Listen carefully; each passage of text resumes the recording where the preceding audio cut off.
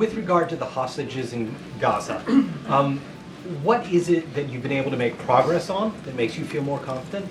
And what is it that you still need to figure out how to address to get that deal finalized this week? Well, to answer that question, let me just take a step back. President Biden laid out a framework for a ceasefire and hostage deal last June. That framework was endorsed by the UN Security Council and remains the operative framework for a ceasefire and hostage deal in Gaza. It is the deal that the parties right now are working off of to try to close. So that broad framework includes the phases, it includes prisoner exchange for hostages, it includes a surge of humanitarian assistance once the guns go quiet, which we will be able to move trucks much more rapidly.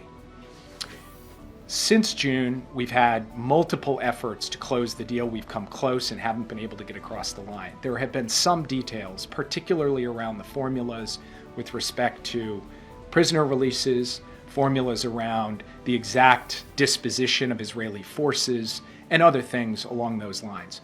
Those details we have been hammering away at week after week, month after month.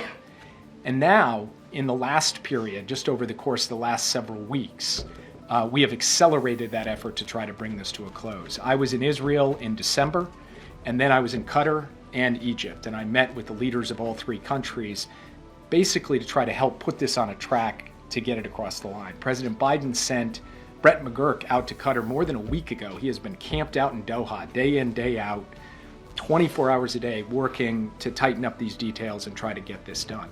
We have also coordinated very closely with the incoming administration to present a united message to all the parties, which says it is in the American national security interest, regardless of party, regardless of outgoing or incoming administration, to get this deal done as fast as possible. And now we think those details are on the brink of being fully hammered out, and the parties are right on the cusp of being able to close this deal. Whether or not we go from where we are now to actually closing it, the hours and days ahead will tell. But I believe it is there for the taking, and we're going to do everything we can to push it to get it across the line.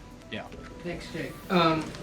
Historians one day will write the history of the Biden foreign policy and probably end up summarizing it in 2 to 3 sentences. How would you write those 2 to 3 sentences? I would say that we made our alliances stronger, we made our enemies weaker, we made America's sources of strength stronger, and we did all of that while keeping America out of war.